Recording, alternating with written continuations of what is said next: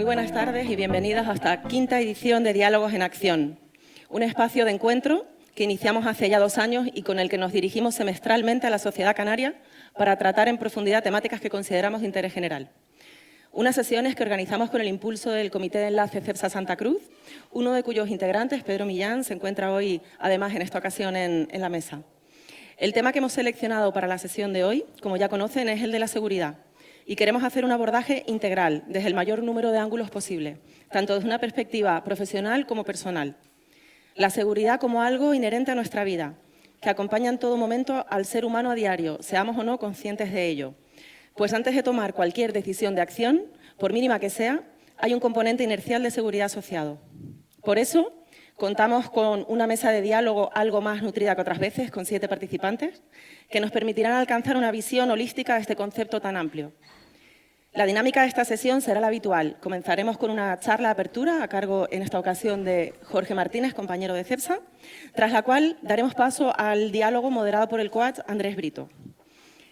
Jorge es ingeniero superior industrial y lleva 23 años en CEPSA.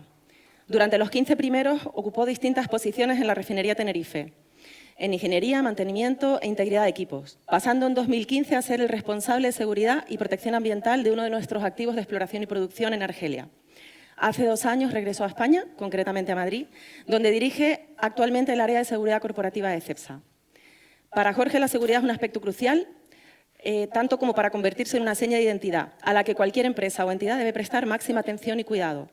La seguridad concebida no solo como la ausencia de accidentes o incidentes, sino como un estado de protección y bienestar, que abarca tanto la salud física y mental de las personas, como la integridad de los activos, la continuidad de las operaciones y, como no, la protección del medio ambiente. Tras sus palabras, se abrirá el diálogo con el resto de participantes en la mesa, que también procedo a presentarles. Margarita García Ramos, a la izquierda de Jorge, es técnica de protección civil y emergencias del Ayuntamiento de Santa Cruz. Lleva 13 años en esta corporación, donde gestiona y supervisa el CETRA CECOPAL, centro desde el que se realiza el control y seguimiento de todas las operaciones para la atención de emergencias municipales, las 24 horas del día, 365 días al año, aparte de gestionar también las incidencias rutinarias que acontecen en el municipio.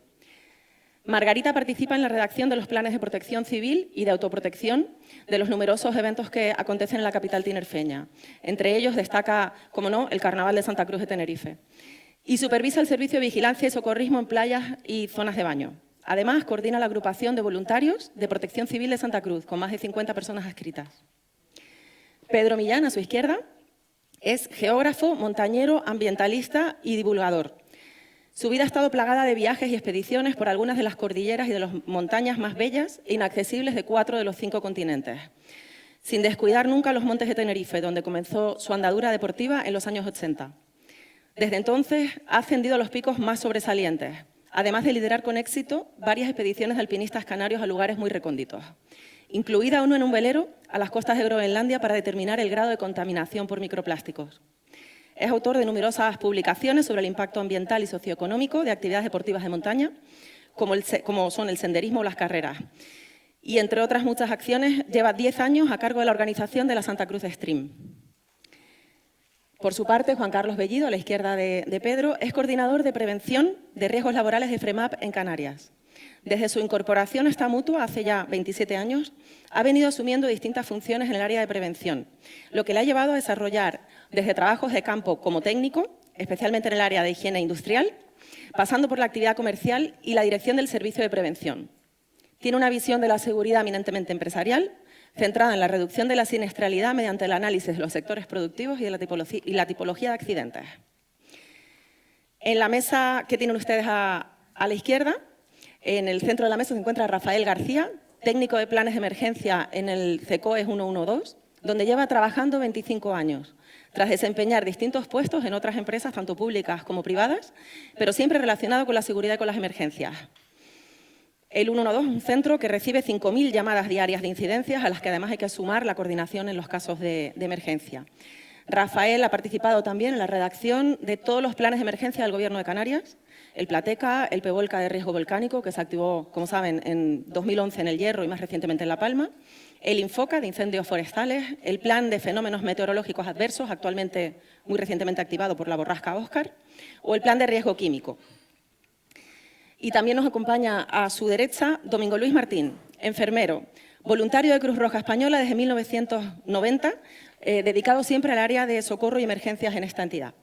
Desde entonces ha pasado de participar como sanitario en las intervenciones realizadas por la Cruz Roja a ocupar puestos de distinta responsabilidad en el organigrama, siendo actualmente el director del Centro Logístico de Emergencias en Canarias. Es el responsable de coordinar ante el Gobierno regional la participación de Cruz Roja en las emergencias de nivel 2, lo que le ha llevado a intervenir en grandes incendios forestales o en la emergencia del volcán de La Palma, por poner solamente algún ejemplo. A todos, muchísimas gracias por su participación hoy aquí, participación en la que están acompañadas también por el José Manuel Fernández Sabugo, director de CEPSA en Canarias, que está presente en todas las ediciones de Diálogos en Acción, quien también va a aportar su amplia experiencia en materia de seguridad, tras 30 años de dedicación a CEPSA, donde ha ido ocupando distintos puestos hasta ser actualmente, como les decía, el director de CEPSA en Canarias y también director de los terminales marítimos de la compañía. Por supuesto, también nuestro más sincero agradecimiento al público asistente y a los medios de comunicación que nos van a ayudar a dar visibilidad a este evento. Y me gustaría comentarles también que el evento está siendo grabado y que será emitido a través del canal oficial de YouTube de CEPSA. Sin más, les dejo con Jorge Martínez. Cuando quieras, Jorge. Hola, buenas tardes a todos. Bienvenidos a todos los asistentes y al resto de ponentes y por darme la oportunidad de poder hacer esta ponencia, ¿no? Cuando entré a la sala, lo primero que me fijé es, en caso de una posible evacuación, un posible incidente, por dónde debería de evacuar la sala, ¿no? Me he fijado que hay una puerta en el lado izquierdo, otra en el lado derecho. Habría que seguir con calma y de forma ordenada y dirigirnos al exterior para esperar luego instrucciones, ¿no? El nombre de la ponencia es La seguridad como identidad. Donde yo voy, ahí va la seguridad. Esto es un ejemplo. Una forma de ser, pensar y actuar, ¿no? Antes de empezar la ponencia, ¿no? Me gustaría compartir un minuto de seguridad. Quiero contarles un caso que me impactó mucho y por eso lo quiero compartir con ustedes. En Argentina, en una de las provincias, en Córdoba, se hizo una encuesta, se dieron los resultados de los accidentes de circulación que hubo en el año 2021. Entonces, se entrevistaron a varias personas y se les transmitió esos resultados. Habían fallecido 381 personas en accidentes de tráfico, ¿no? A los encuestados se les preguntó que qué les parecía esa cifra, ¿no? Entonces, los encuestados contestaron que era horroroso, que era un desastre, que era inadmisible, ese tipo de calificativos, ¿no? A continuación, el encuestador les preguntó qué cifra le parecía a ellos que fuera razonable de fallecidos en los accidentes de tráfico en ese año, ¿no? Partían de 381 fallecidos. Hubo quien dijo que un 50% estaría bien reducirlo, un 80%, otros decían menos de 100 estaría bien, etcétera, ¿no? Entonces, el encuestador a continuación les replica que qué tal si pudieran reducirse a solo 3 fallecidos en accidentes de circulación. Entonces, obviamente, cada uno de ellos dice que les parecía genial, que muy bueno, que fantástico, que sería increíble, ¿no? Entonces, hay un impasse y el encuestador a cada uno de ellos le dice, ¿y si esas 3 personas fallecidas fueran estas? Entonces, a cada una de esas personas les pone esas 3 personas seres allegados, seres queridos. A un padre le pone la foto de sus 3 hijos, a un abuelo la de sus nietos, a una chica la de sus amigas. Y claro, ahí se produce un impacto fuerte emocional y dicen que llegan a la conclusión de que ninguna vida, que la cifra tiene que ser cero accidentes, ¿no? Y en eso consiste, ¿no? Debemos de trabajar para tener el objetivo de 0 accidentes, ¿no? Entonces, ¿qué es la seguridad? La seguridad la entendemos como no solo son los sistemas ni los procedimientos, también al final somos cada uno de nosotros, ¿no? Son nuestros comportamientos, nuestras actitudes, nuestras creencias, nuestros valores acerca de la seguridad. Por decirlo de una forma sencilla, es lo que hacemos cuando nadie nos ve. Si estamos en la calle y vamos a cruzar un paso de peatones, no vienen vehículos, pero están rojos, pues no cruzamos porque sabemos que corremos un riesgo con potenciales consecuencias fatales, ¿no? En eso consiste, ¿no? En Cepsa concebimos la seguridad como una precondición antes de empezar cualquier actividad, no como una prioridad, porque a veces las prioridades cambian, ¿no? Y la seguridad no se puede jugar con ella, ¿no? Entonces, estamos hablando de cultura de seguridad, actitudes, comportamientos de las personas. ¿Cómo podemos, por qué es necesario mejor esa cultura de seguridad? Está demostrado, ¿no?, que las empresas que tienen mejor cultura en seguridad son aquellas que tienen un mejor desempeño, un menor número de incidentes y de accidentes, ¿no? En el año 90, DuPont desarrolla una curva que se llama la curva Bradley y clasifica a las empresas en varias fases. Hay empresas que son, al principio, empresas que solo atienden a la producción y no a la parte de accidentes e incidentes. Hay otra fase que se llama dependiente, donde hay una supervisión de los trabajos.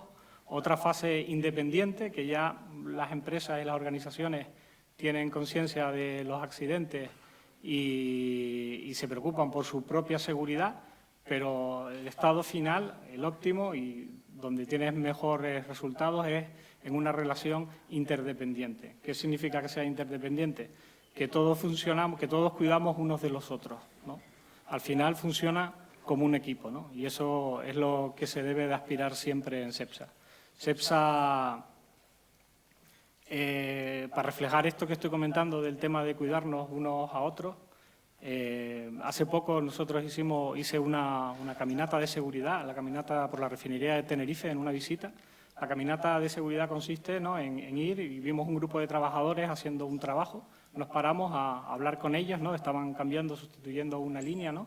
Y vimos un poco que si tenían identificados los peligros y los riesgos, los tenían valorados y si tenían las salvaguardas para evitar un posible accidente, ¿no? Gratamente tenían todos los medios y todas las salvaguardas y conocían los riesgos, pero nos llamó mucho la atención de una persona,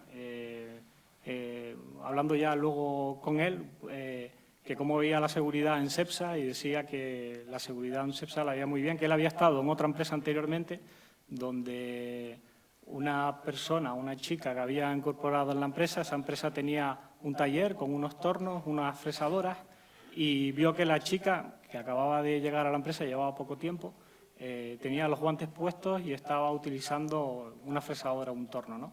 El riesgo que hay ahí es que se te enganche el guante, arrastre de ti y puedas tener una lesión en el brazo, ¿no? Él le advirtió de ese riesgo, pero esa persona no hizo caso, siguió con su tarea y lamentablemente ocurrió lo que no tenía que haber ocurrido, y es que le arrastró el brazo y se lo rompió por varias partes, ¿no? Yo recuerdo que ese hombre estaba afectado y todavía lo recordaba y nos lo decía con una carga emocional importante, ¿no? Ahí se trata de cuidar a las personas y pone de relieve que una buena cultura de seguridad hubiese parado ese trabajo y no se hubiese continuado, ¿no? Vale.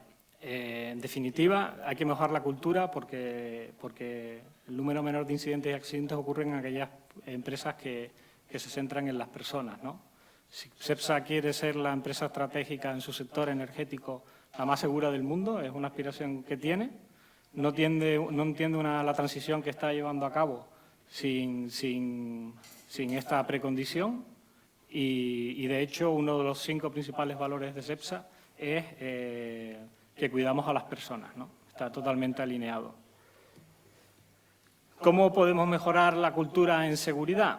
Pues para mejorar la cultura de la seguridad en Cepsa pues tenemos un plan de excelencia en seguridad, centrando en la cultura en seguridad. Ahora diré qué aspectos incluyen la cultura en seguridad, pero también en aspectos técnicos, ¿no?, que afecta a todos los empleados y a todos los negocios que componen Cepsa, ¿no? Cepsa, aparte tienes varios negocios, tiene el negocio de los Energy Park, antes llamado refinerías, pero también tiene el negocio de upstream, de exploración y producción, tiene la química, tiene Mobility and New Commerce, tiene Clean Energy, de energías renovables. Bueno, este plan de excelencia en seguridad abarca todo, ¿no? Con el plan de mejora en cultura se atacan distintos carriles, se atacan con distintas acciones, ¿no? Esas acciones van encaminadas a mejorar la competencia del personal, la competencia entendido como no solo el conocimiento y las habilidades de las personas, sino su aplicación, su puesta en práctica, el desarrollo personal, tema de liderazgo, muy importante para una mejora de la cultura en la seguridad, la concienciación del personal para ser seguros, la percepción del riesgo. Está demostrado que muchos accidentes, y eso lo puede mostrar a la vida cotidiana, es por una mala percepción del riesgo. Lo que comentaba antes de cruzar el paso de peatones, porque no creemos que un coche pueda venir de repente y nos pueda atropellar, ¿no? Muy importante el concienciar en el tema de la percepción del riesgo. También la comunicación y los incentivos, ¿no?, al personal. Premiar el buen desempeño. Nosotros en cultura de seguridad tenemos una herramienta que son las observaciones preventivas de seguridad, que es ir un poco a campo y ver acciones, actos inseguros o comportamientos inseguros y tratar de corregirlos. Pero no solo se hace en negativo, digamos, entre comillas, sino también en positivo. También se trata de reforzar que si un grupo de trabajo está haciendo las cosas bien, pues también se le elogia por eso, ¿no? Vale, ¿y cómo conseguimos esa mejora de la cultura en la seguridad? La cultura de la seguridad tiene que ser también del día a día, hay que integrarla en el día a día y que afecte a todo el personal y a toda la estructura de SEPSA, ¿no? Para ello nosotros, por ejemplo, en SEC contamos con programas con metodologías como son el Kaizen o un programa BRIO. El BRIO está basado en el Lean Management, eliminar desperdicios, que es para optimizar y mejorar los procesos y que nos podamos centrar en lo importante, ¿no?, que es en la seguridad. Un aspecto también muy importante, ya sería un aspecto más técnico, aparte de mejorar los estándares y las prácticas en seguridad, los permisos de trabajo, es la gestión del cambio, ¿no? La gestión del cambio no solo hay que entenderla como de la parte de la tecnología, sino también de las personas y de las organizaciones, ¿no? Cambiar a una persona, por ejemplo, de una posición a otra, eso conlleva una gestión del cambio. Habrá que formarla, instruirla para que pueda desempeñarse en un nuevo puesto correctamente y que sepa los riesgos y cómo debe de actuar, ¿no? Y por último, no nos olvidemos de nuestros contratistas, ¿no? Los contratistas que trabajan para nosotros deben de tener los mismos principios, los mismos valores en seguridad, en cultura de seguridad, porque al final son parte de nosotros y tenemos que tirar de ellos, ¿no? Tener en cuenta que en SEPSA somos aproximadamente unos 10.000 empleados y hay un ratio de, por un empleado, 4 contratistas. Al final somos como una familia de 40.000 personas que trabajamos directa o indirectamente de SEPSA, ¿no? Pero bueno, aquí llega un momento en que dices, ¿pero qué pasa si falla y tenemos un accidente? Nos centramos en las barreras para que los accidentes no ocurran y evitarlos. Pero si ocurre un accidente, pues lógicamente hay que estar preparado. Aquí mis compañeros de la mesa seguro que hablarán ampliamente de esta parte, ¿no? Debemos estar preparados, tener las barreras para minimizar las consecuencias, actuar de forma pronta y minimizar las consecuencias, ¿no? Vale. Por último, destacar en esta parte de cuando tenemos un accidente, es muy importante el tema de la investigación del accidente, ¿no? De aprender sobre los errores que nosotros cometemos, de analizar las causas de por qué se ha producido y de tomar las medidas correctoras y que aplicamos esas medidas correctoras, ¿no? El alcance de la seguridad no solo tiene en cuenta que una persona puede ser accidentada y puede ser lesionada, sino ya va más allá y ya se habla, en seguridad se habla también de bienestar, ¿no? Hay que tener en cuenta aspectos de la salud mental. Por darles un dato, no sé si saben que en los próximos años está previsto que 1 de cada 4 personas padezca de una enfermedad mental. Entonces hay que poner el foco también en el bienestar de las personas, ¿no? Vale. Y por último, en retos y oportunidades que se nos presentan, La implantación de las nuevas tecnologías que vienen con el proyecto de transición energética que tenemos, ¿no? Con nuevas plantas de producción de hidrógeno por electrólisis, los nuevos biocombustibles, los combustibles sostenibles de aviación, todo eso son retos ahora desde el punto de vista de seguridad porque son riesgos nuevos a los que nos enfrentamos y hay que evaluarlos muy bien, los peligros que pueden traer para tener las salvaguardas oportunas, ¿no? Una buena noticia es que vienen nuevos retos, pero también tenemos nuevas herramientas con las que contamos, ¿no? Y qué duda cabe que las herramientas ahora en el mundo digital de la industria 4.0 pues nos van a ayudar, ¿no? Hace poco yo asistí a una sesión que se llamaba Smart HCE y tenía que ver mucho con aplicaciones de digital a lo que es el mundo de la seguridad y salud, ¿no? Y ahí ya se están viendo como tecnologías y como de rastreo de equipos para ver si las personas llevan todos los EPIs y dan una alerta, para tareas de inspección en entornos peligrosos, utilizar robots, para temas de detección de situaciones de riesgo que te puede avisar, con cámaras puede detectar una situación de riesgo y darte una alerta de que hay una condición insegura, temas para formación también y de entrenamiento del personal, y drones y etcétera, ¿no? Se nos abre un abanico. Lo ideal sería también, a través de la inteligencia artificial, pues poder predecir incluso cuándo va a ocurrir un accidente en determinadas condiciones, ¿no? Bueno, ya recapitulando y para finalizar la ponencia, de paso al siguiente ponente, como conclusiones finales, ¿no? Comentar que la seguridad está presente donde yo voy porque es mi identidad, lo vimos al principio de la ponencia. La importancia de la mejora continua de la culturalidad, entendida como comportamientos, actitudes y compromisos respecto a la seguridad. Queremos llegar como hablamos, a una relación de interdependencia, donde todos cuidemos los unos de los otros y funcionemos como un equipo, ¿no? En CEPSA cuidamos a las personas. Todos somos líderes en seguridad, tomamos la responsabilidad por nuestros compañeros y también por nuestros contratistas, ¿no? Nos debemos de sentir seguros y hacer sentir seguros a las personas que nos rodean. Queremos centrarnos en evitar los accidentes con una buena evaluación de riesgos y barreras que los eviten, pero si al final tenemos que estar si ocurren tenemos que estar preparados, ¿no? Hay un factor que los accidentes muchas veces últimamente hay un factor humano en todos los accidentes, ¿no? Normalmente para que suceda un accidente o un incidente suelen ser varias barreras que fallen, que se alinean, ¿no? Y siempre el factor humano está presente.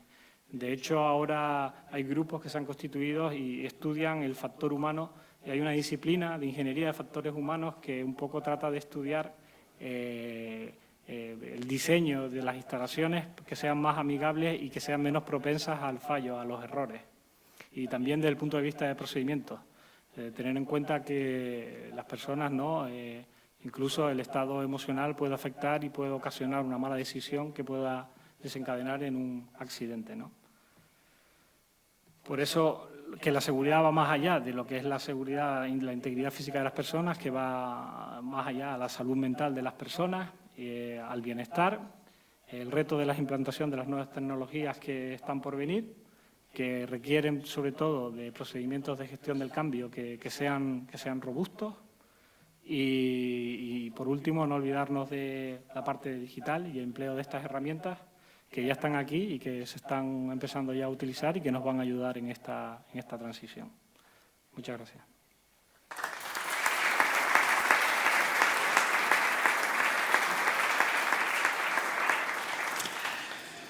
Acabamos de escuchar a Jorge Martínez, que es el responsable de seguridad corporativa de CEPSA, y me ha llamado mucho la atención esta deformación profesional que ya hay integrada en su cerebro, porque al entrar en esta sala se fijó en las medidas de seguridad que tiene la sala. Y entiendo que eso no se produce de la noche a la mañana. Esto es un hábito que se va instaurando.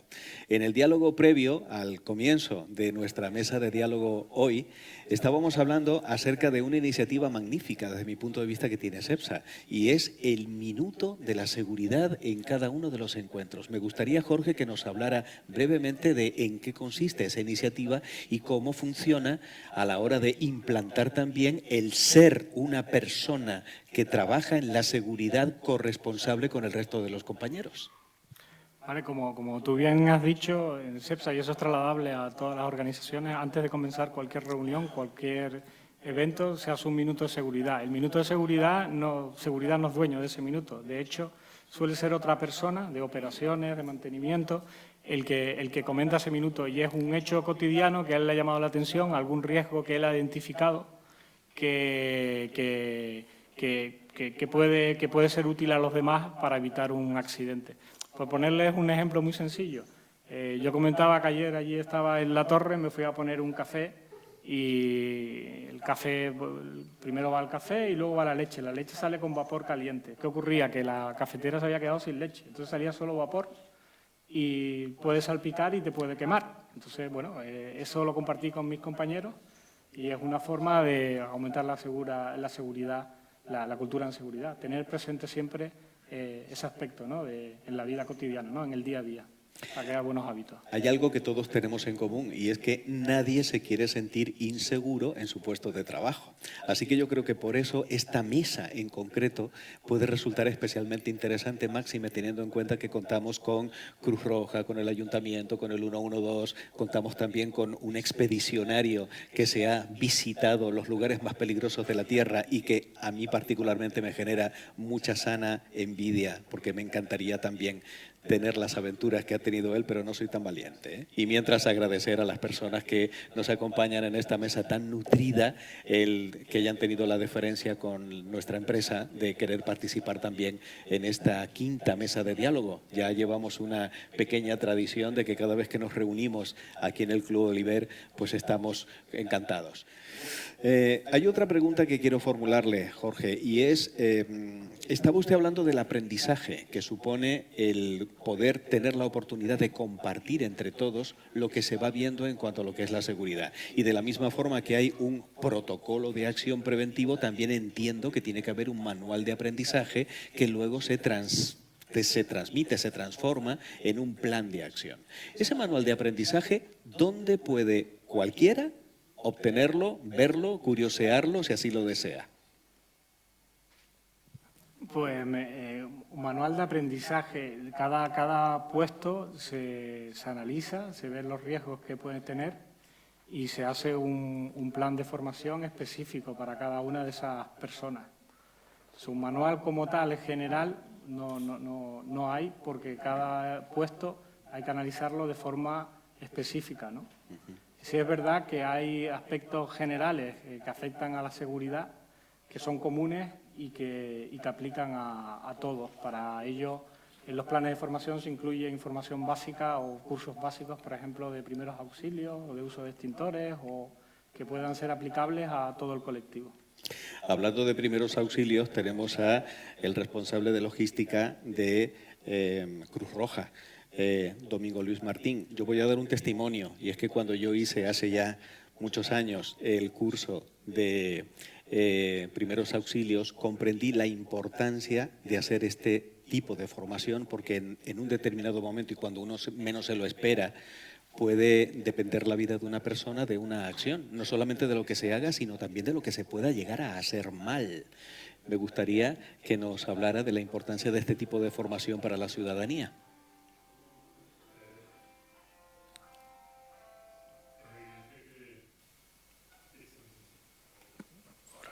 Es evidente que se necesita tener un mínimo de conocimientos para manejarse en cualquier parte de la vida. Los primeros auxilios son parte de eso. El hecho de ser capaz de iniciar una RCP puede salvar la vida. Desde lo primero que hacen cuando sufre una llamada y entra en 112 y se informa de una parada cardíaca, lo que le va a decir el médico es: empieza a dar masaje. Pues si esos minutos ya ustedes lo saben y lo han ganado, pues le están dando una posibilidad a esa persona, que la pueden conocer o no, de que pueda sobrevivir a ese incidente. Al final de lo que estamos hablando es de preparación. la preparación es la base del éxito de la mayor parte de las cosas que hacemos en nuestra vida y, por supuesto, de las emergencias también. Cruz Roja tiene una labor ímproba que estamos viendo continuamente en situaciones de emergencia, pero también hay que destacar la importancia del voluntariado de Cruz Roja, que son aquellos que de una forma altruista quieren colaborar precisamente con la organización para poder llegar a más sitios posible. ¿De qué manera podemos motivar a la ciudadanía a que también entren a formar parte de ese voluntariado? Para empezar, lo único que hay que tener son ganas. Hoy en día estamos en una sociedad donde podríamos decir que está decayendo la vocación por el voluntariado. Tenemos mucha solicitud de intervención cuando hay una emergencia, cuando empieza el pico. Lo notamos que hay un montón incluso voluntarios que han estado con nosotros, que se han retirado, que quieren participar. Pero la participación en las emergencias lo que conlleva es una formación previa. No se puede participar en un volcán, en un incidente, un incendio forestal, si no hay esa formación. Y para eso hace falta también tener vocación. Entrar en cualquier institución, ya sea Cruz Roja, ya sea Protección Civil, bomberos voluntarios, es sencillo si se tienen ganas y se quiere uno formar. Entonces, a partir de ahí yo creo que lo importante es, tenemos ganas, pues adelante, y el mundo del voluntariado, la parte que más llevo yo, que es la de emergencia, pues prefiero eso, pero si quieren hacer voluntariado social, acompañamiento a personas con enfermedades graves que están en los hospitales, llegada a costa de inmigrantes, hay un camino y prácticamente cualquier cosa que a ustedes les apasione la pueden hacer como voluntarios. Eso sí, siempre con formación. Margarita García Ramos es técnico de Protección Civil del Ayuntamiento de Santa Cruz y hace un momentito surgió en la presentación el hecho de que nuestra ciudad se vuelve compleja en algunas ocasiones, como puede ser el pico, que significa el carnaval. También hay voluntarios, personas que quieren ayudar a que todo esto funcione como tiene que funcionar y que nadie salga dañado de ninguna forma. ¿De qué manera el ayuntamiento canaliza también esta voluntad que tiene la ciudadanía de que se pueda colaborar en un determinado momento? Bueno, no creo que sea algo improvisado. Ahí coincido con Domingo. Es casi un trabajo diario y constante. Sí que es cierto que necesitas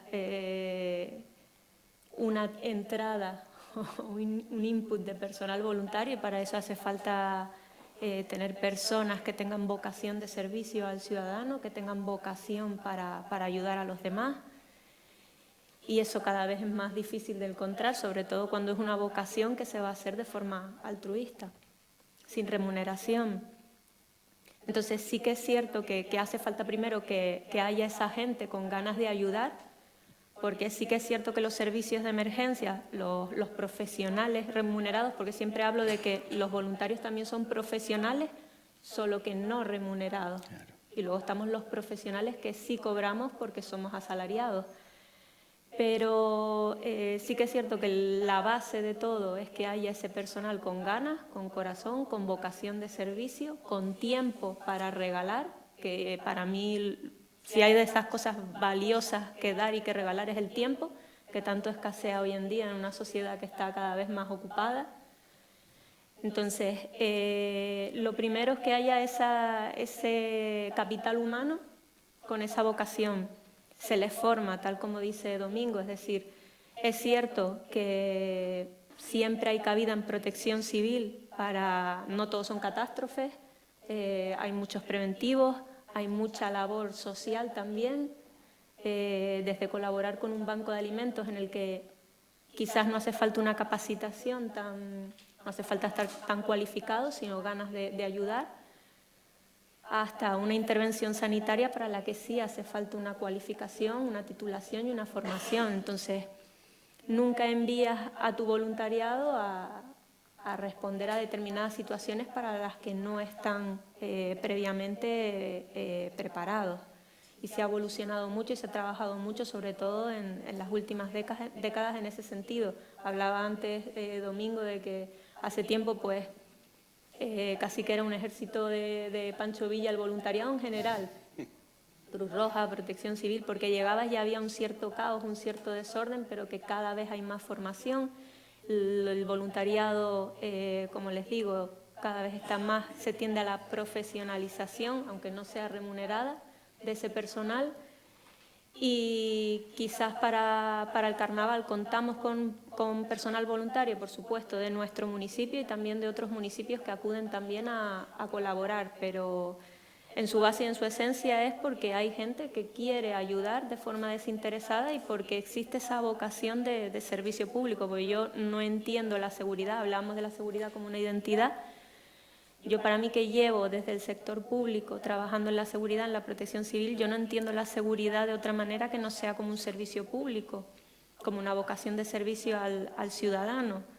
Entonces, quizás en ese saco cabemos muchos. Yo veo la seguridad como un saco enorme en el que cabemos todos, cada uno con su especialización profesional y con el desempeño de las tareas que habitualmente pues, desempeña en su ámbito laboral. Pero quizás en ese saco cabemos todos los que estamos en esta sala, es decir, todos formamos parte del sistema de protección civil, estamos en la base de esa escalera, todos los ciudadanos son protección civil y estamos en esa pirámide de la seguridad pública, de la seguridad nacional, y en la base está la ciudadanía, el sector privado, las asociaciones, el voluntariado, los deportistas, estamos todos. Y por encima de ese peldaño, el siguiente, estamos las administraciones públicas, que bueno, lo que hacemos prácticamente, sobre todo las administraciones locales, ¿no? Los ayuntamientos, que estamos casi puerta con el vecino, con el movimiento vecinal, con asociaciones, empresarios, y al final nuestro día a día es la gestión del riesgo.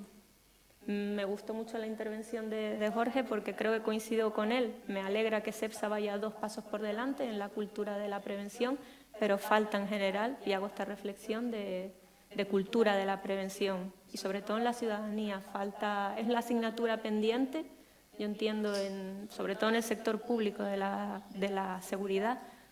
Falta cultura preventiva y falta que el ciudadano sea consciente realmente de los riesgos a los que se enfrenta día a día y que tenga cultura de autoprotegerse, de autoprotección, que creo que es un reto bonito en los próximos años, que nos hemos centrado principalmente en la intervención y en la planificación, que se ha hecho un esfuerzo importante en las últimas décadas, pero la prevención ahora tenemos un reto por delante y con las nuevas tecnologías más para trabajarlo y para fomentarlo porque queda mucho por hacer.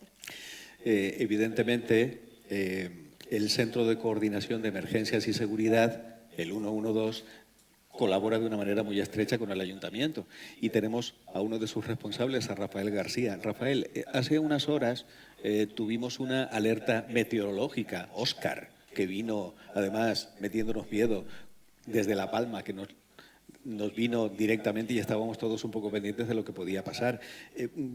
¿Qué información es importante proporcionar en el momento en el que una persona se ve en una circunstancia complicada y llama al 112 para que la respuesta sea lo más rápida posible por parte de los profesionales? Como antes comentaba Belén, en el 112 recibimos una media de 5.000 llamadas diarias. Nosotros siempre requerimos una información muy básica y muy sencilla, que es qué es lo que está ocurriendo y dónde está ocurriendo. Una vez que ya sabemos qué es lo que está ocurriendo y dónde está ocurriendo, se despliega un proceso de trabajo interno que en este Centro de Coordinación del Gobierno de Canarias es muy particular porque está integrado por muchos profesionales diversos, de distintas administraciones. En la sala del 112, aquí en Santa Cruz de Tenerife y en Las Palmas de Gran Canaria, hay trabajando juntos, codo con codo, hay bomberos, hay médicos, hay enfermeros, hay guardias civiles, hay policías, hay gestores.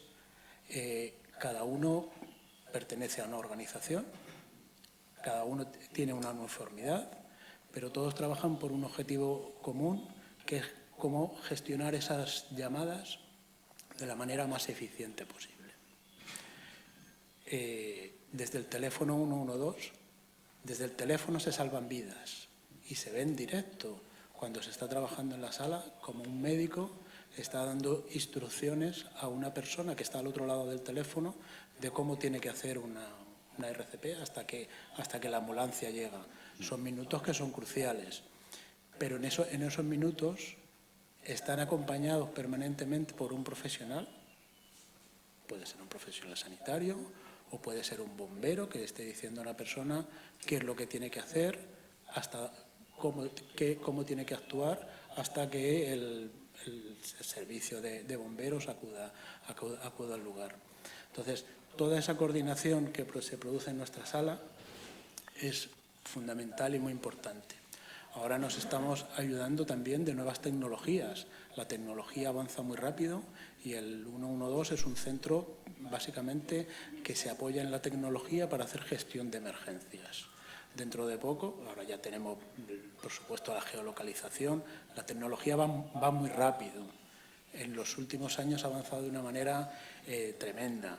Tenemos la geolocalización, vamos a tener dentro de poco posibilidad de vídeo directamente con los servicios que están interviniendo, traducción simultánea.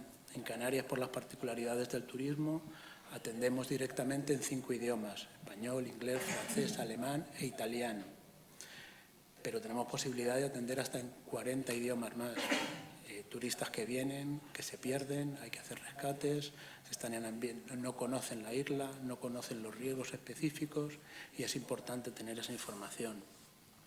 También, como comentaba Margarita, estamos trabajando bastante en proporcionar información al ciudadano de los riesgos a los que se encuentra en un momento dado.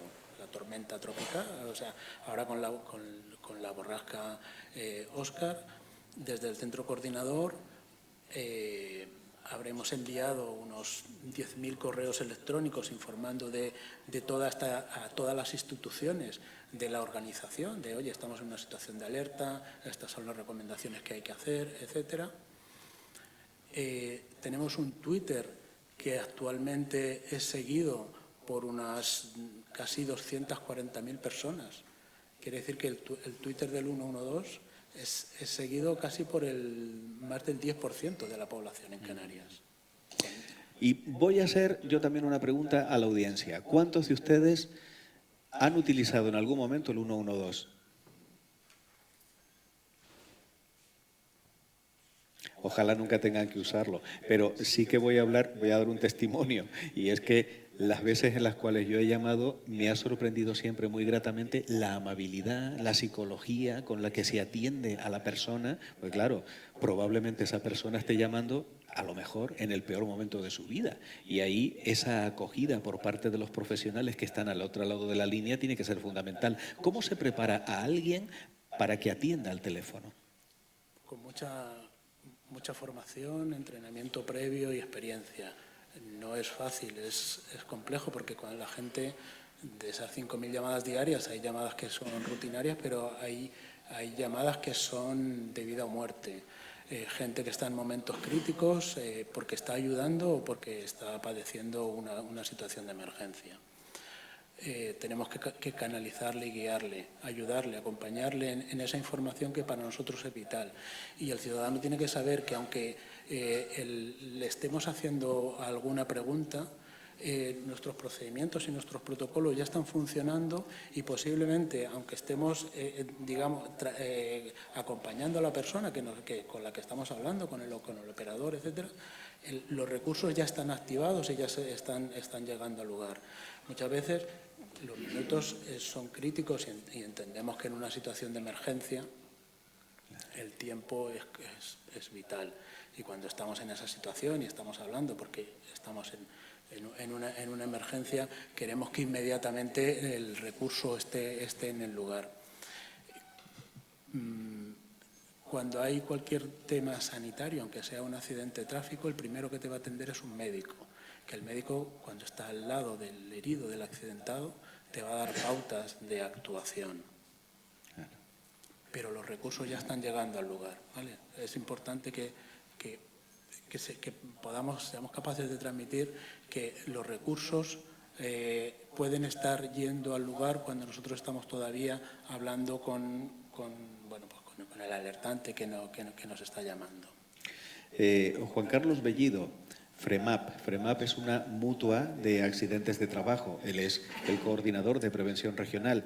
Hace un momentito estábamos hablando también acerca de cómo se gestiona el Big Data, la cantidad de información que se puede recoger en un determinado momento. Y usted ha indicado un dato que a mí particularmente me inquieta, y es cómo ha subido la cantidad de personas que tienen dificultades mentales y se tienen que enfrentar a eso. ¿De qué forma cree usted que este tipo de patologías se pueden también prevenir teniendo en cuenta todo lo que estamos hablando en la mesa esta tarde? ¿Qué tal? Buenas tardes. Sí, ese es un dato que ha resultado de los estudios que realiza FREMAP a través de su Observatorio de Salud. Y bueno, y como comentaba, aparte de los trastornos musculoesqueléticos, que siguen siendo la principal causa de baja laboral, pues se ha notado un incremento cada vez mayor de ese tipo de patologías, de trastornos psicológicos y del comportamiento, que evidentemente inciden en la vida diaria y en el de las empresas. Yo siempre he hecho mucho hincapié en que diferenciar tu entorno laboral de tu entorno personal, pues para mí no existe diferencia. Es decir, no tenemos dos discos duros en la cabeza que nos permita ahora estar haciendo tu vida personal y después tu vida laboral. Incide. ¿Por qué apunto eso? Porque creo que también es responsabilidad de las organizaciones preocuparse por ese aspecto de sus trabajadores, porque va a incidir en la salud en general de la población, ¿no? Al hilo, ya que me has dado la palabra, escuchando a todos los ponentes, hablamos de cultura preventiva y de lo que falta, ¿no?, por conseguir respecto a que la sociedad tenga una cultura preventiva, que esté inmersa, insertada dentro del día a día de cada uno. Claro, yo siempre no lo he hecho, hice el comentario previo, pero siempre hay que mirar atrás. Y hay que tener en cuenta que en España en particular la Ley de Prevención de Riesgos Laborales, que es la que regula la actividad preventiva en las empresas, es de 1995. Es relativamente joven. Antes de eso, lo que había en materia que regulara la actividad de la seguridad en las empresas era una ordenanza ministerial. Entonces, era una actividad muy pobre. Entonces, exigir que en una sociedad como la nuestra, que consideramos que es avanzada, tenga ya cultura preventiva, es un ejercicio muy exigente. Yo creo que vamos por buen camino, pero hay que dar tiempo. Al final, como también comentábamos en la fase previa, requiere un aprendizaje. Y el aprendizaje es a base de la repetición, a base de aprender del error, de analizarlo y seguir dando pasos adelante. Y eso es lo que tenemos que hacer, como desde el ámbito empresarial, que es con el que yo evidentemente más me identifico, pero también trasladarlo a lo que es la vida cotidiana, porque no lo vamos a poder disociar nunca. Entonces tenemos que cuidar ese aspecto, y por eso también hago hincapié en el hecho de la salud mental, del trastorno. O sea, los problemas del trabajo nos los llevamos a casa y los problemas de la casa también nos los llevamos al trabajo. Y eso va a incidir en la seguridad de que por qué me corté el dedo, por qué me caí, me pegué un batacazo y casi me parto la cabeza. A lo mejor es que el escalón estaba mal, pero a lo mejor es que en la cabeza la tenía en otras cosas, ¿no? Entonces, todo eso incide y es un factor a tener en cuenta. Y esa es una reflexión que traslado. No tiene una respuesta única ni al 100% verdadera, pero es algo en lo que yo creo que tenemos que parar a pensar. Como les comentaba al principio, escuchar a Pedro Millán, sus aventuras, a mí particularmente me resulta fascinante, porque ¿dónde no habrá estado este hombre? Se ha subido no sé si al Everest, pero por lo menos has estado en el Nepal y todo eso, y imagínense tomando el té en Groenlandia, maravilloso. De todas formas, una mente débil no puede hacer este tipo de cosas. Se necesita también un entrenamiento mental a la hora de enfrentarse. No estamos hablando de subir al Teide, que también para algunas personas. Estamos hablando de conquistar los 7.000, los 8.000 que hay en el mundo.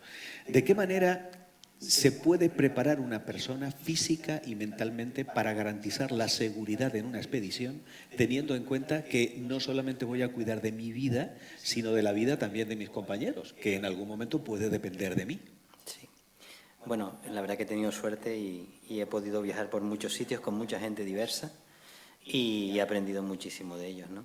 Y escuchando a los compañeros en la mesa y en la comida que teníamos previa, un poco mi percepción es como la primera frase del libro La tormenta perfecta, no sé si lo han leído, que narra un poco la gran tormenta que se produjo en la costa este de Estados Unidos y que produjo muchas víctimas humanas, y que la primera frase dice que un marinero puede hacerlo todo perfecto y sin embargo naufragar, pero por lo menos sabrá por qué ha pasado y dónde ha pasado, ¿no? Y viendo un poco mi trayectoria, los últimos 30 años practicando un deporte que es un deporte de riesgo, que es el alpinismo, el montañismo, digamos, en altitud, pues un poco la percepción que tengo es de estar un poco vivo de milagro, porque no vengo de la cultura de la prevención, soy casi un hombre del siglo pasado, ¿no? No, sin casi. Donde uno aprendía a pelo, no había gente que te formara. A uno normalmente llegaba a una montaña completamente nevada de 4.000 metros, te daban un piolé, unos crampones, te decían cómo ponértelo y tira para arriba, ¿no? Y esa fue mi primera experiencia en el año 92, coincidiendo además con las Olimpiadas de Barcelona, subiendo al Mont Blanc, ¿no? Y no tenía ni idea de dónde me metía, ¿no? Llegamos a un sitio, se llama La Bolera, precisamente porque cae un montón de piedras. Nadie nos había dicho que teníamos que llevar casco. La y, Bolera. claro, no había esa información que hay ahora, no había YouTube, no había Internet, y entonces uno aprendía casi sobre la marcha. Y de aquel momento yo recuerdo que, bueno, logramos subir, lo que realmente me costó bajar, porque no sabía bajar con crampones, y que bajamos casi de milagro. Y cuando pasamos por Chamonix, que es un poco la meca del montañismo europeo, junto con Zermatt en Suiza, y los dos coinciden en una cosa, tienen una iglesia más o menos céntrica con un camposanto alrededor, con tumbas tradicionales, donde hay un montón de montañeros que se quedaron, con los nombres, la edad y el pico en el que murieron, ¿no? Y eso nos recordó en aquel momento, y casi siempre que luego he vuelto en diferentes ocasiones y siempre llevo a la gente que viene por primera vez, porque es casi una visita obligada, porque nos recuerda que somos mortales, un poco parecido a cuando los generales romanos hacían el desfile de la victoria por Roma, que llevaban al lado a una persona diciéndole no eres un dios, no eres un dios. Y cuando nosotros vamos a las montañas en nuestras vacaciones, con nuestra energía, con nuestra alegría, disfrutando de nuestra pasión, pues que no se nos olvide que nos podemos quedar allí, ¿no? Y eso es algo que he ido aprendiendo con los años. Y luego he estado en muchos sitios donde quizá yo el que pensaba destacar aquí es el de Estados Unidos, ¿no? En concreto en Alaska, el Monte McKinley, que está en el Parque Nacional Denali, que es un ejemplo de prevención, que es el único sitio donde a mí me han evaluado para poder acceder a intentar subir la montaña. Entonces llegas al Parque Nacional, a la oficina del Parque Nacional, primero has tenido que presentar un currículum deportivo, demostrando que tú has estado en otras montañas de una envergadura similar, que te permiten acceder a ella, y luego hay un señor muy serio, un ranger, que te hace una proyección de gente fallecida allí, de las diferentes formas en que se puede fallecer en una montaña polar, ¿no? En caído una grieta, una avalancha, perdido congelado, ¿no? Y sin ningún tipo de romanticismo ni suavizar, sino poniéndose siempre en el peor de los casos. Y aquello me impresionó, yo creo que cambió también mi forma de afrontar las montañas. Y ahora ya, en esta época que ya no hago muchas expediciones, llevo a gente de viajes sencillos, casi siempre a montañas, casi siempre a montañas también. Que es sencillo para usted, Pedro. Bueno, pues a lo mejor lo de Groenlandia no fue muy sencillo, pero vamos que... pero sí que intento siempre recordarles que el peligro está ahí, que cuando nos relajamos, de pronto en un segundo te cambia, ¿no? Y que no se puede bajar la guardia en ningún momento. Yo además soy una enciclopedia, como otros compañeros míos, de accidentes que han tenido otras personas. Claro. Eso es una cosa que es como una deformación profesional, que siempre nos comentamos la gente que ha tenido accidentes, que ha fallecido, por qué, dónde, cómo, cuándo, y tenemos todo eso en la memoria pensando que en algún momento nos puede servir ante una situación similar para poder reaccionar a tiempo de corregirlo o hacer algo diferente a lo que ellos no pudieron hacer, ¿no? Pues relaciono esta respuesta, Pedro, con lo que nos contaba Jorge sobre la percepción del riesgo. Y es que no siempre somos conscientes del riesgo que se corre. Y una de las preguntas que ya nos ha llegado a través del slide que va para Margarita tiene que ver precisamente con esto. ¿De qué manera, por ejemplo, hoy en día todo el tema de peatones y usuarios de patinetes que van a veces sin casco, a veces metidos en medio del tráfico y que no se percibe tampoco un riesgo porque conozco una persona que es usuaria del patinete y piensa, no, ya el coche frenará, eso me lo ha dicho. Entonces, ¿cómo se está enfrentando el ayuntamiento? Entiendo que al igual que también otras ciudades del mundo, a esta dificultad en concreto.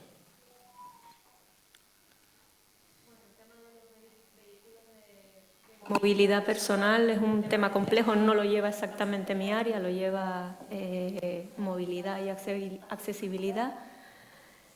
El problema es que a veces es la tecnología la que evoluciona y nos sorprende, pero en este caso es un medio de transporte que ha irrumpido casi y se ha reproducido y ahora está por todas partes. Sí que es cierto que el ayuntamiento, lo digo por los compañeros especialmente, están haciendo lo que pueden, pero falta regulación, y muchas veces lo comparo como con la pandemia, en el COVID, cuando decían, bueno, pero es que la policía que venga y que vaya detrás de la gente a ponerse la mascarilla y demás, no hay un policía por cada usuario de patinete. Claro. Es decir, todo tiene que empezar por ese saco de la seguridad que decía antes, es decir, todos somos parte de la seguridad. Y si alguno en un momento dado decide utilizar un patinete, tiene que ser consciente de que lleva un instrumento que se va a mover por una vía, que puedes causar accidentes, que te puedes accidentar tú, pero que también puedes dañar a los demás. Sé que falta regulación, porque en España, desgraciadamente, hay muchas situaciones que no se le ponen remedio hasta que no hay una regulación que nos obligue a poner medidas, y otras veces aprendemos a base de palos, es decir, ocurre un accidente o ocurre una desgracia y entonces es cuando se ponen los instrumentos para poder poner orden. Pero sí que es cierto que ahí hay parte y parte. Los compañeros, sobre todo de la policía local, muchas veces se ven sin instrumentos para poder trabajar o para poder hacer frente a esta situación que, ya les digo, no ha venido para quedarse, pero también ha irrumpido sin que estuviéramos preparados. Pasa algo similar con los drones. Los drones han venido para quedarse, también están ahí, pero todavía estamos intentando buscar cabida y se está regulando de tal manera de que cada vez el espacio aéreo se pueda coordinar de tal manera de que todos podamos volar. Lo digo porque el Ayuntamiento de Santa Cruz tiene una unidad de drones y de la que yo soy parte. Entonces se trata de que todos podamos volar con seguridad y de que cada uno tenga su espacio, pero con unas normas.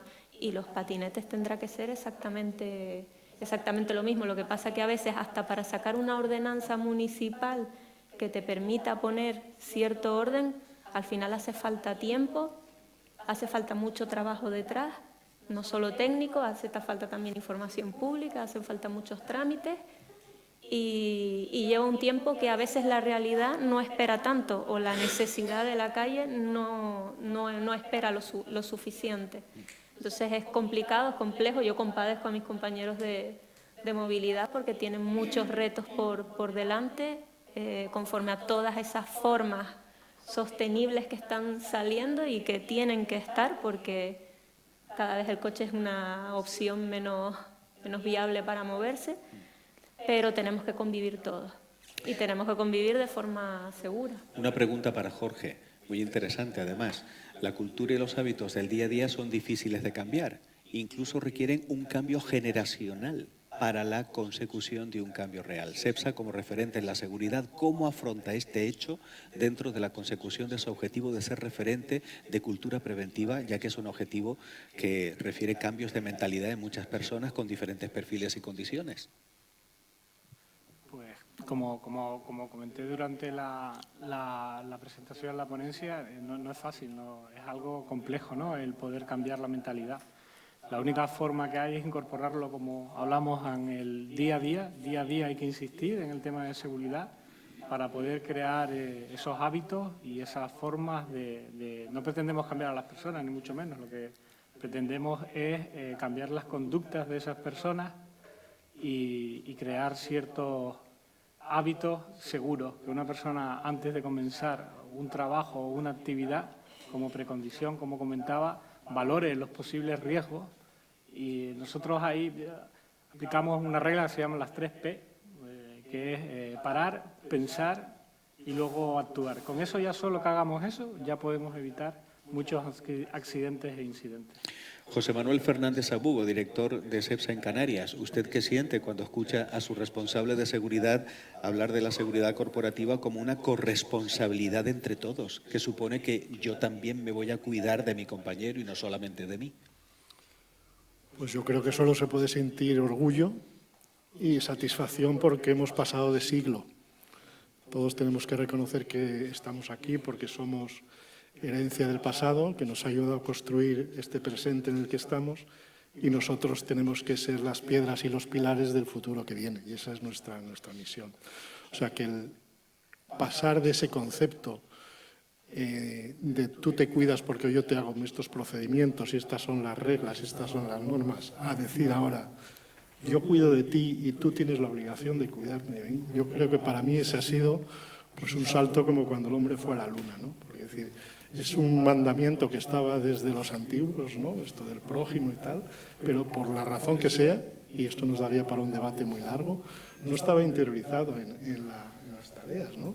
Por aquí se hablaba antes, hace un poquito, de la fecha en la que se publicó la Ley de Prevención de Riesgos Laborales, año 95. 95. Pues yo este salto en la cultura y en el paradigma de CEPSA creo que es motivo de orgullo por la valentía, porque no nos olvidemos que detrás de los mensajes hay un calado muy fuerte, ¿no? Porque es asentarlo en 2 valores que tenemos muy fuertes dentro de CEPSA.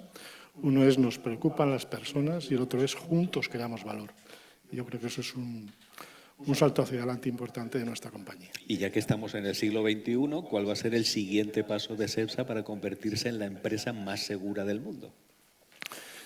Yo estoy muy orgulloso también de otro proyecto que además es primicia porque lleva desde el mes de primeros de mayo, finales de abril, quiero recordar, que es el proyecto de la seguridad emocional. O sea, nosotros somos industriales, no es ningún secreto, nacimos aquí, tenemos esos hierros que todos conocéis, y la parte de la seguridad industrial, de las personas, todo esto que hemos hablado estaba con áreas de mejora, evidentemente, pero que muy manido, muy manipulado. Pero tampoco habíamos caído que las personas somos lo mismo fuera del trabajo y dentro del trabajo, que lo comentaba antes Juan Carlos. Y el lanzar ahora un proyecto que se llama Seguridad Emocional, donde diga, sí, muy bien, todos esos pilares de la integridad de los activos, de las prevenciones de las personas, de los equipos de protección individual, pero no nos olvidemos de la base. La base es que somos como somos. La mitad de nuestro cerebro es racional y la mitad de nuestro cerebro es emocional. Yo no voy a pedir que me respondan en voz alta, pero que cada uno haga reflexión cuál es el 60 o el 70% de sus actuaciones. Posiblemente sean más emocionales que racionales. Yo, por lo menos, confieso mi pecado. Y el tener dentro de la casa esa iniciativa de decir esto es seguridad emocional y es la base por la cual podemos seguir construyendo nuestro edificio y tener un edificio lo suficientemente alto para ser la empresa más segura del mundo, que es nuestra aspiración final, yo creo que ese es nuestro futuro. Eso me lleva también nuevamente a Cruz Roja. ¿Cómo se aborda un problema de carácter emocional o mental desde la Cruz Roja cuando surge en una persona que solicita la ayuda de la institución? Bueno, si nos llevamos a la parte de la emergencia, nosotros tenemos un equipo que está dedicado especialmente a eso, que es el equipo de respuesta inmediata en atención psicosocial, que actúa en cualquier circunstancia en la que una persona puede ver. Donde nos centramos nosotros muchos también, en el tema de cuando hacemos un albergue provisional una de las cosas que más nos miramos los primeros días que las personas están con nosotros en el albergue es cómo va respondiendo la gente, si existe riesgo de creación de liderazgos espontáneos, si hay personas que se empiezan a aislar del grupo. Y entonces, según vamos viendo cómo van evolucionando las personas, los psicólogos que están con nosotros en los albergues empiezan a tratar. Y una vez que vemos que todo el equipo es homogéneo, es cuando empezamos a desviar a las personas en función de sus necesidades. Pero es evidente que en cualquier situación de emergencia, normalmente el interviniente se supone que está acostumbrado y que es una situación, entre comillas, normal para la que tiene esa preparación, pero la persona afectada, la víctima, no está preparada para eso y entonces hay que estar preparado y se tiene que tener esa preparación que decía Rafa, de las personas que están en el 1 o 2, que están actuando con gente que está en el peor momento de su vida y tiene que entender que muchas veces la reacción no es racional. Al final es un poco lo que hemos dicho, preparación y formación y formación y formación. Lo que pasa es que una de las preguntas también recoge una palabra nueva, infoxicación, y es que da la sensación de que también hay tanta información que es difícil discernir cuál es la verdaderamente útil. Esto es una pregunta para todos. ¿De qué forma podemos canalizar toda esa información para que realmente la ciudadanía conozca de una manera exacta qué tiene que hacer para poder autoprotegerse y proteger a los que tiene alrededor? Quien quiera. Pues yo que estaba, te doy toda la palabra. Bueno, por nuestra parte lo que intentamos es lanzar pocos mensajes y claros, ¿vale? Porque cuando lanzamos mensajes a la población hay que decirle bien claro cuál es la situación que está ocurriendo y qué es lo que tiene que hacer. En emergencias hemos avanzado también a base de emergencias anteriores. Ahora mismo hay un proyecto de la Unión Europea que está ya implantado en España y que dentro de poco vamos a empezar a utilizar aquí en Canarias, que es el 112 inverso, donde a través del 112, en vez de recibir información de las emergencias que están ocurriendo, nosotros mandamos mensajes de alertas a la población que cada uno recibirá en su móvil, muy claros, muy escuetos, muy sencillos, pero siempre en una situación de emergencia.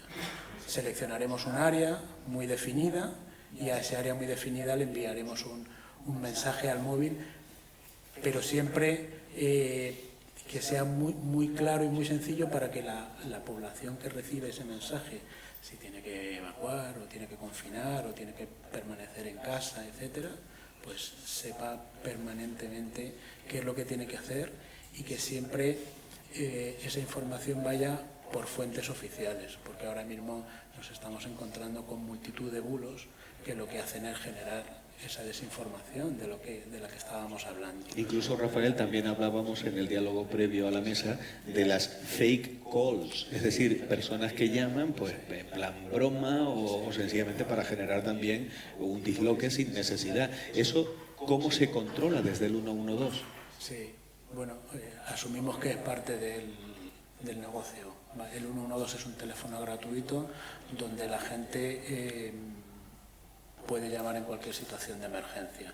Eso prima sobre cualquier cosa. Con información que tenemos, con tecnología que tenemos, con capacidad que tenemos de grabación de todas las llamadas y toda la información que entra en la sala, con geolocalización desde donde nos está llamando el ciudadano y con experiencia también. Si solo tenemos una llamada de un accidente de múltiples víctimas en la autopista, pues la verdad es que es extraño, porque posiblemente por esa situación recibimos habitualmente 25 llamadas de ciudadanos que nos están diciendo eso mismo y que le tenemos que decir no se preocupe, ya tenemos información, no se preocupe, ya tenemos información. Pero bueno, es parte de lo que tenemos que asumir como normal. Vamos a ir cerrando ya la mesa de diálogo de esta tarde y todas las mesas de diálogo siempre concluimos con la misma pregunta y es ¿qué se llevan ustedes de este encuentro que hemos tenido? Bueno, si te parece, pues yo, al igual que el resto de compañeros, la percepción que tengo es que bueno, viene a reafirmar un poco la que tengo aquí es que la prevención, la seguridad, la salud de todos nosotros tiene múltiples caras, múltiples facetas, que la laboral es una más de ellas, que tiene un peso, o debería tener un peso mayor, debería tomar mayor protagonismo en la vida cotidiana de todos y que bueno, que hay que trabajar en ello. Es responsabilidad de todos los agentes que están en la sociedad de impulsar esa cultura preventiva y bueno, y desde la Mutua pues intentamos hacerlo lo mejor que podemos, porque al final lo cierto es que en la Mutua nos encontramos quizás al final de la cadena, somos los que recibimos al trabajador accidentado, al que ha sufrido ya el daño,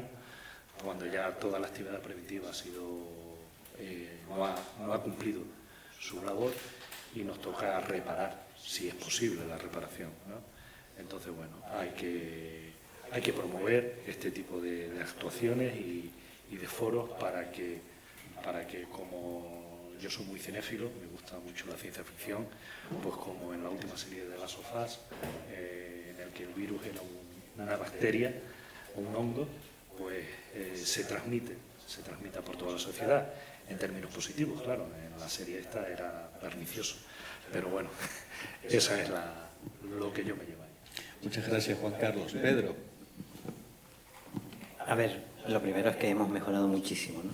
Eso yo creo que es algo que lo que todos coincidimos y los que tenemos la mirada esa de los años nos damos con mucha más cuenta desde el punto de vista de incluso de las federaciones deportivas como la que yo participo, que la Federación de Montañismo tiene un comité de seguridad que se encarga de analizar los accidentes que ocurren e intentar medidas para prevenirlos, para reducirlos, siempre pensando que no hay una sola baja aceptable, ¿no? Que buscamos el accidente cero, ¿no? Y eso es difícil en una actividad fundamentalmente de riesgo en la naturaleza como son las que nosotros practicamos, ¿no? Y en ese sentido también quiero decir que esta cultura de la prevención del riesgo, de la seguridad, es un síntoma de progreso, de civilización, de cultura, de primer mundo, porque claro, yo también he viajado por muchos países que no lo tienen y eso, en esos lugares la vida humana es muy barata. De hecho, montañeros hemos dicho que mueren, pero realmente los que mueren son los locales, los que hacen deporteadores, los que hacen los servicios de apoyo a las expediciones. Esos caen continuamente y nunca saldrán en un periódico, nunca saldrán en un programa de radio, televisión, son muertes anónimas, ¿no? Entonces, saber que nosotros hemos llegado a este punto, pues lo que hay que intentar que esos países, y yo creo que es el ejemplo que ellos buscan, es intentar imitarnos e intentar asemejarse lo más posible a nuestra conducta. Muchas gracias, Pedro. Margarita, ¿qué se lleva?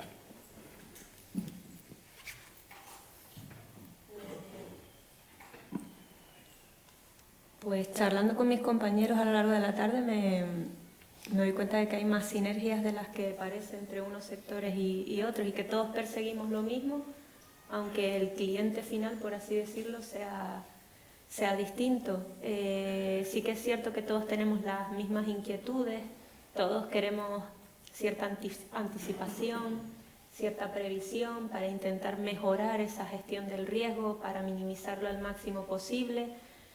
Tenemos muchos retos por delante. Todos hemos coincidido en que las últimas 2 décadas han sido cruciales, que se ha trabajado mucho, que se ha invertido mucho. La tecnología sigue imparable, no tiene techo.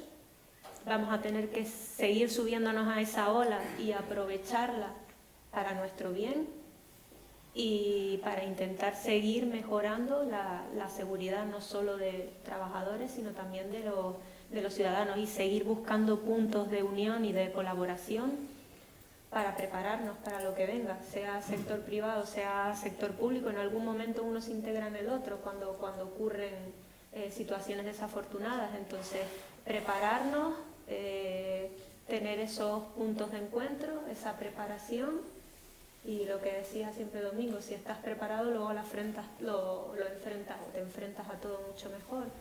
Pues creo que es enriquecedor que tener siempre distintos puntos de vista y distintas perspectivas para poder llevártelo a tu terreno y sacarle provecho. Gracias por haber venido, Margarita. Rafael, ¿qué se lleva?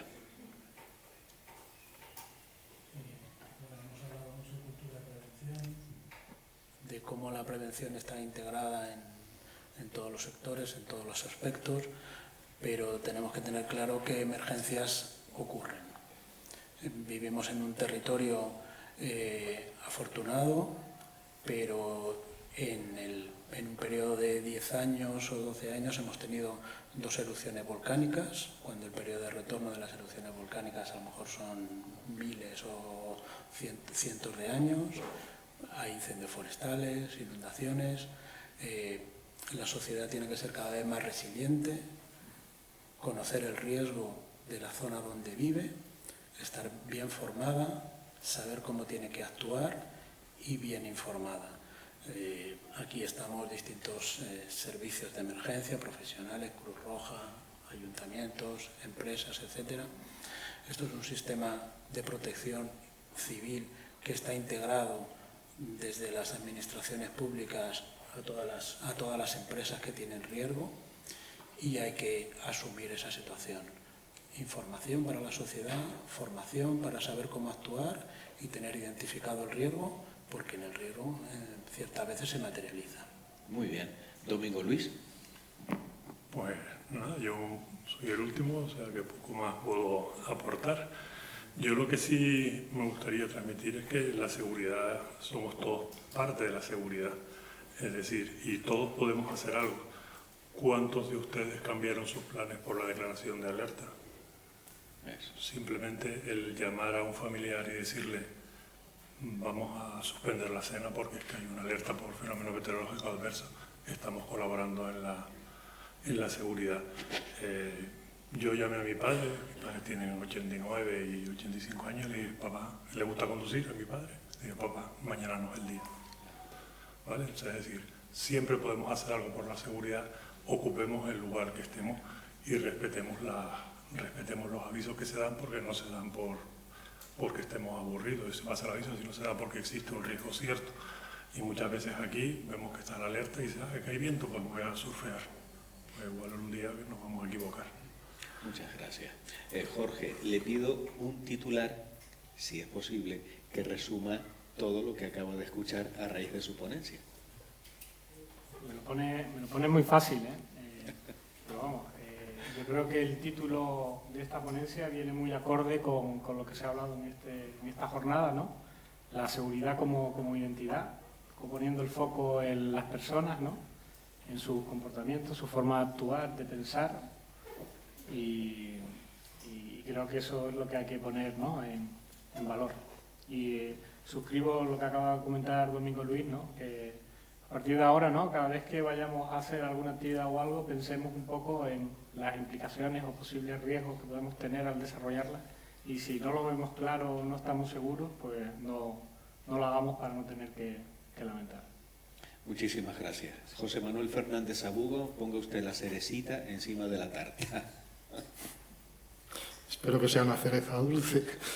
Yo lo primero que quería era, digamos, manifestar nuestra satisfacción por el interés que ha despertado esta quinta edición de los Diálogos en Acción, que eso, pues bueno, de alguna manera enlaza con uno de nuestros valores, que es: nos importan las personas, nos importa la seguridad, y veo que todos los presentes aquí también, ¿no? Y eso para nosotros, desde luego, nos anima, nos refuerza, ¿no? También hay una buena noticia, y es que este camino de la mejora y de la seguridad no termina nunca, o sea que vamos a tener trabajo, o sea, manteneros satisfechos por ese aspecto, y que no termine nunca no quiere decir que no celebremos metas volantes que nos ayuden, digamos, a continuar y que nos den esa especie de impulso, ¿no? Y yo creo que aquí es de justicia y de razón el celebrar alguna meta volante de colectivos que están trabajando ahora en los muelles o están trabajando en los aeropuertos. Conocemos esos porque son personal nuestro, pero seguro que vosotros también tendréis algún ejemplo. En el caso nuestro, gente que está en el sector marítimo, que por aquí hay algún representante, 4 años sin accidentes personales, creo que es un verdadero triunfo. También hay una nutrida representación del sector aeronáutico, que sabéis que la aviación tiene una seguridad, digamos, adicional. Hay un centro aquí en Tenerife que suministra combustible de aviación que lleva 22 años sin accidentes de trabajo. Creo que es un ejemplo para, si se quiere, se puede. Así que muchas gracias a todos y adelante, que la seguridad somos las personas. Muchas gracias.